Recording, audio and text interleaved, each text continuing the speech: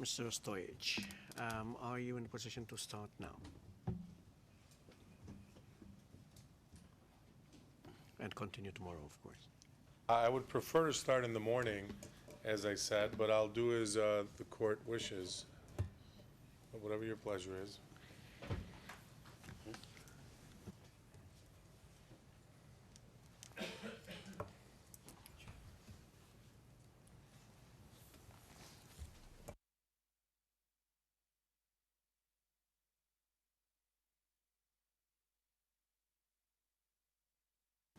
Yes, Mr. Stojic, perhaps you can go on today for about 30 minutes. Then we stop because we would need to have a break for the stuff in any case. And then you will resume tomorrow. Is that acceptable to you? It's acceptable. All right, I would just ask if I can get a podium to place my paperwork on it. That would help. Usher, could you please assist Mr. Stojic? Thank you, Your Honor.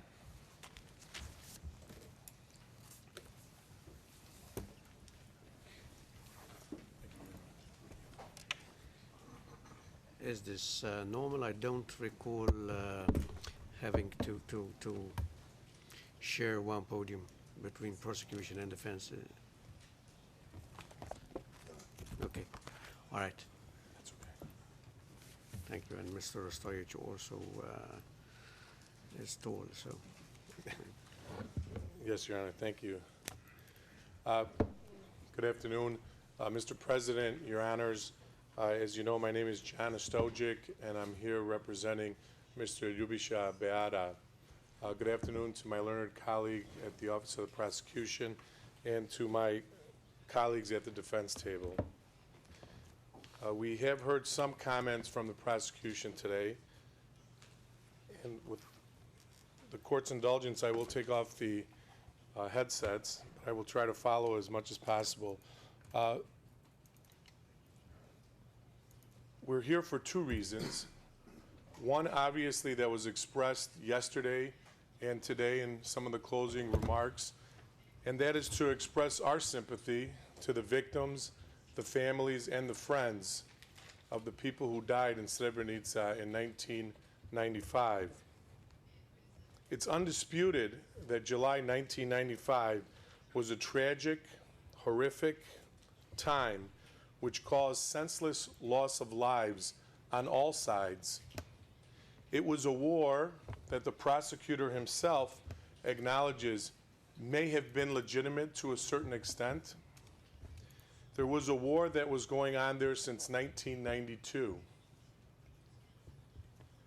We are not here, and we would never attempt to minimize the tragedy or the pain and suffering experienced by these victims,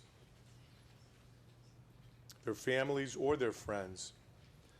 We are here also, however, to the extent possible, to seek the truth about, at the very least, Mr. Beara.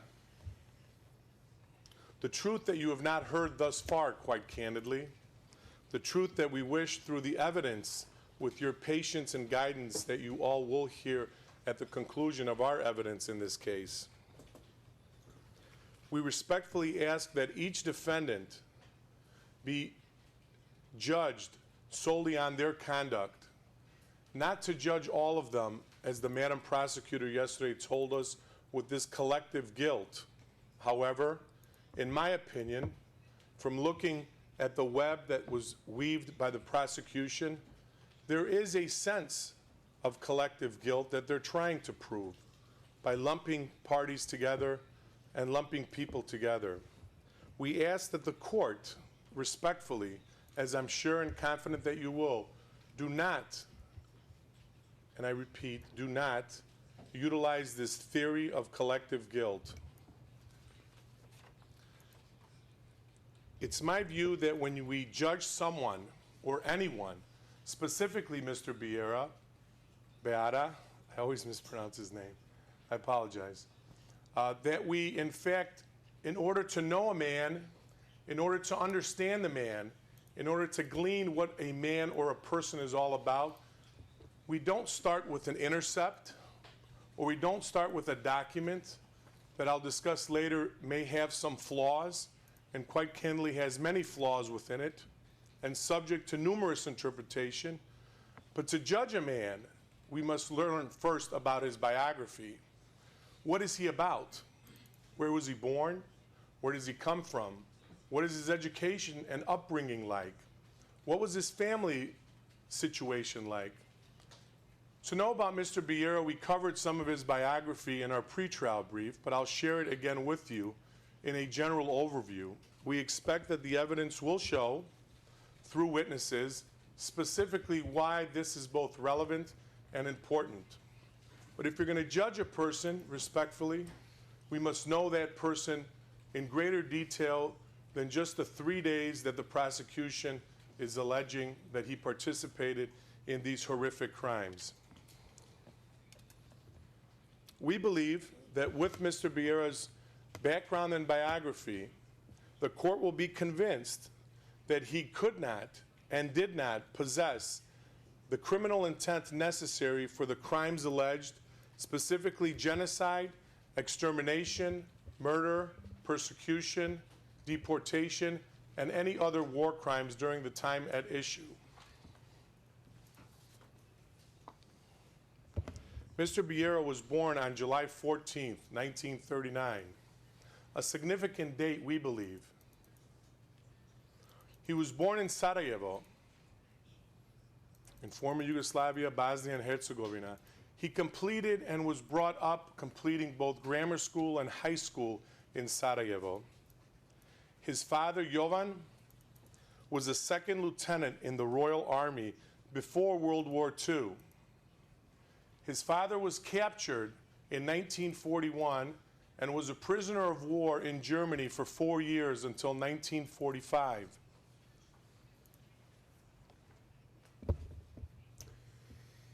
Mr. Beara's father, Jovan, was reactivated into the JNA and became a major in the Air Force. His family comes from a small village called Beara, very similar spelling to his last name, but it's B-A-R-E. It's in Sinj in Croatia. Mr. Beara grew up and was taught by his military father never to discriminate, never to hold biases, or to have prejudice against any peoples. Mr. Beara grew up and followed in his father's footsteps. Mr. Beara was not a Serb nationalist. He was a Yugoslav, someone who believed in the multi-ethnic structure of that former country. Being born and growing up in Croatia, living in Sarajevo, following his father's footsteps as a Yugoslav officer. Mr. Beara attended the Military Maritime Academy from 1959 to 1963, following in his father's footsteps of honor, code, and duty. In 1973, he was designated as the Chief Security Officer for the Military Coast Region in Split, Croatia, which covered not only the coast area, but a large inland section of approximately 75 kilometers. In 1985, Mr. Beara obtained the rank of a naval captain. He never became an admiral, stayed at the level of a naval captain. I believe the evidence will show that the naval captain is the equivalent of a colonel. So from 1985, the evidence will show that Mr. Beara has not been promoted and has not been elevated to any military position other than the one he maintained approximately 10 years prior to the events that we're here discussing at this trial. We believe that is significant for two reasons. One, the prosecution suggests that it's significant, but not for Mr. Beara. They take portions of their theories and apply it differently. If it's significant for all accused, it should be significant for Mr. Beara that he was not promoted. It is indicative of certain things, and we hope that when our defense case comes through, you'll find why we feel it is important. From 1992, Ljubisha Beara was stationed in the Crna Rijeka as a staff officer in the main staff of the VRS. His rank at that time was changed from a naval captain to a colonel, which is essentially the parallel ranking in the different systems after 1992. Ljubisha Beara is married and has been married since September 23, 1962. He has 2 sons and 2 grandchildren. I believe the evidence will also show that bringing up those 2 young men and his 2 grandchildren, he has never shown them or tried to teach them discriminatory, prejudice, or to be biased against any peoples, but has continuously looked at all people equally. We believe the evidence will show just by the background, as I've stated earlier, that Mr. Beara cannot and did not possess the criminal intent necessary, not just for genocide, not just for extermination and murder, but also for persecution where you need an elevated intent of discriminatory intent. I will only highlight some of his background now and bring forth testimonials and evidence to this trial chamber when I am given that opportunity. Professionally and personally, there were many victims of the war in former Yugoslavia.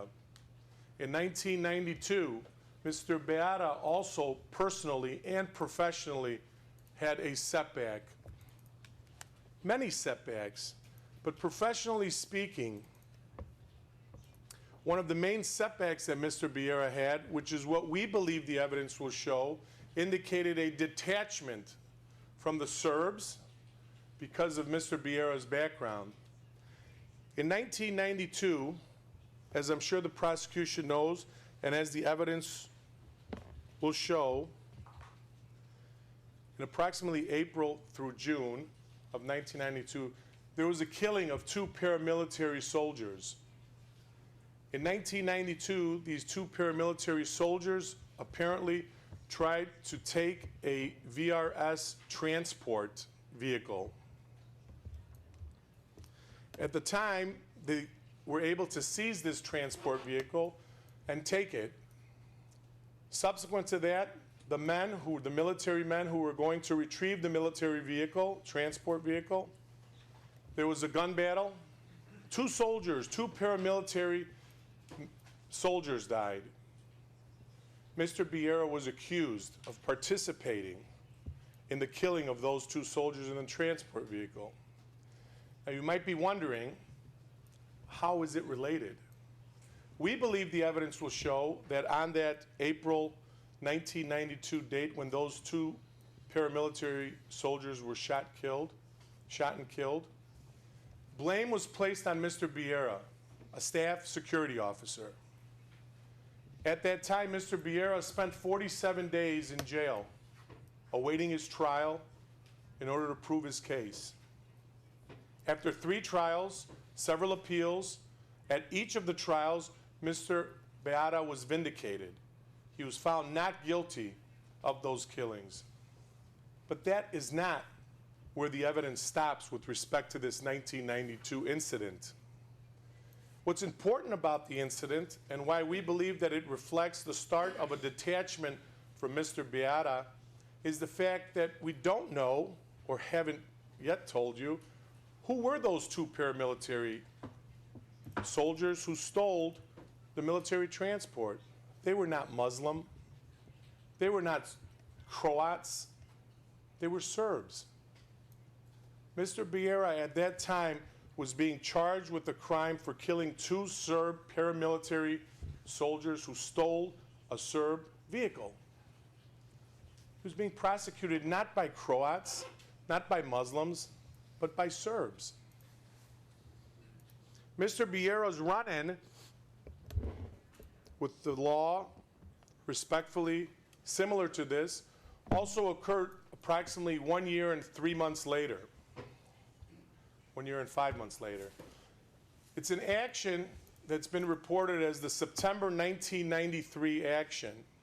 It's significant, we believe, because the military, as the prosecutor seems to suggest, is very strict and disciplined, follows many specific rules and codes. At this point in 1992, we suggest that there was a loss of confidence in Mr. Beara, and he was moved off to the side. He became a member of the main staff security unit with no personnel, with no troops to command, and with no authority vested in him at any time from 1992 through well beyond July 1995. This is one reason we suggest, and we believe the evidence will prove, why he was isolated and detached from all the events that have happened here. 1993, as I started to say, the incident is called the September 1993 action. We hope to bring evidence, and we will, with respect to the with the 1992 incident, bring the prosecutor, and I believe a judge we're bringing as well, to verify and substantiate what I'm telling you, and we have documents to support that. September 1993 action is a relatively well-known incident reported primarily, though, in the former Yugoslavia. What was September 1993 action? It was an action purportedly set up to make a military coup against President Radovan Karadzic. Again, who was implicated in the September 1993 action? Unfortunately, Mr. Beara. We suggest, as we did with the 1992 incident, that that event is also relevant and important, both from a military standpoint and from a personal standpoint, to show and reveal that Mr. Beara was actually detached and not closely linked, as the prosecutor seems to suggest, but detached from the events involving Srebrenica in July of 1995. I failed to mention, with respect to the 1992 incident, Mr. Beara did get punished for that, not only spending 47 days in jail, but he also was sanctioned for using what they considered to be inappropriate language when he was advising or telling his men to retrieve the transporter with these two Serb paramilitary soldiers. He used words that Mr. McCloskey says are derogatory, and indeed they are. There's no dispute about that. But when you see that evidence, you'll see that he used those same derogatory words against the Serbs. And he got punished with a 6-month to a 1-year probationary period, because the witnesses testified and said he shouldn't use derogatory words, although he did, and it may have been custom and practice, not to the extent that the prosecution suggests that there is a meaning to those words, but just in general colloquy between officers or between staff officers or between people. I hope we don't judge Mr. Beara or any individual on using either profanity or using a derogatory word, because that, I believe, is not what this tribunal is set up to be, and that, I believe, is not what any criminal institution is set up to be. But you'll find that Mr. Beara did use derogatory words, both against Serbs and supposedly or purportedly against Muslims, as Mr. McCloskey expects to prove in this evidence in his case. I believe it's insignificant. I don't believe using those words really indicate what a person feels about one ethnic group or another. It certainly should not be used. It certainly is something that we try to deter and refrain from doing, but unfortunately it happens from time to time, but I don't believe it reaches a criminal level of culpability or responsibility.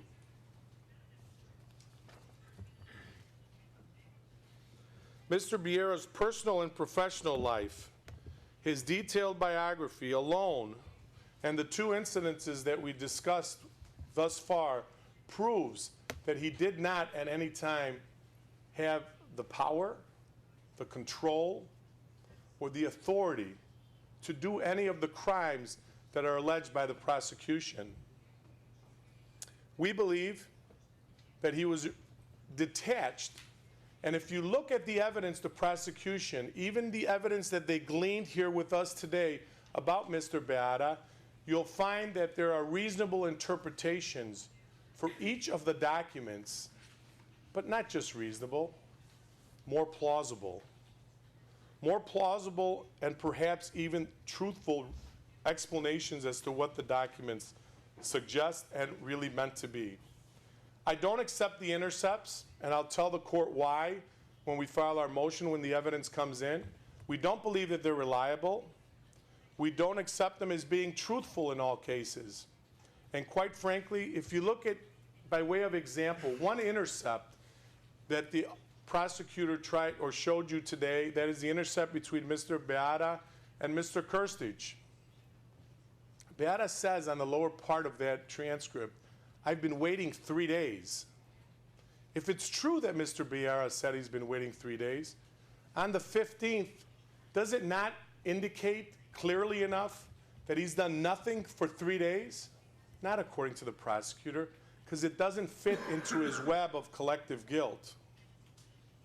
If it's true that Mr. Beara is on that intercept, he plainly says, I've been waiting 3 days. Nothing has happened. We'll go into more of the specific evidence tomorrow of what we believe the security staff officer, Mr. Beara, was doing and how he was doing it. But I'd like to just, with the last couple minutes, just address the court in this, if I may. We think the evidence will prove that an acquittal is not only a fair and honest result, but it would be the correct decision, most respectfully, as it relates to Mr. Beara. I address only him because I represent him and believe that the evidence should stand or fall with each of the accused and not in a total vacuum. The evidence will prove that not every Serb in the world is guilty of war crimes. The evidence will prove that not every male Serb is guilty of war crimes in Srebrenica. The evidence will prove that not every male Serb military person is guilty of war crimes in Srebrenica. The evidence will prove that, in fact, not every Serb military staff officer in the security unit is guilty of war crimes.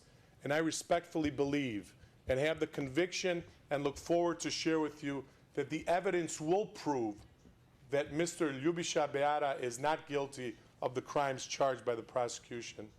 I'm not sure if it's a good point to stop. I may continue, but thank you, Your Honor. It's perfect, Mr. Ostojic. We will, the understanding is we will reconvene tomorrow morning at 9 o'clock. Mr. Ostojic will continue and finish his opening statement to be followed by the defense for Mr. Nikolic. If there is a time to spare, then Mr. Guerrero, we will ask you to make your statement as per your wish expressed during the pre-trial conference. How long do you think you will require for your statement? How much time?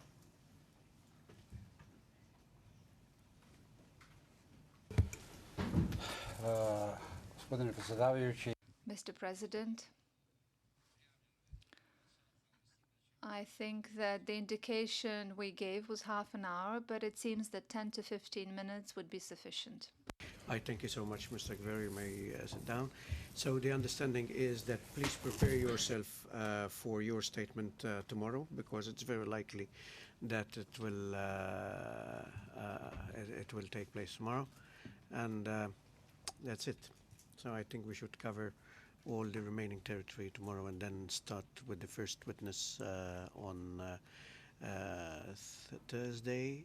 In the meantime, we are sure we'll have ready our decision on protective measures, because it relates also in part to the first witness. Thank you, good afternoon, and see you tomorrow morning. overvejes, før I vil levere?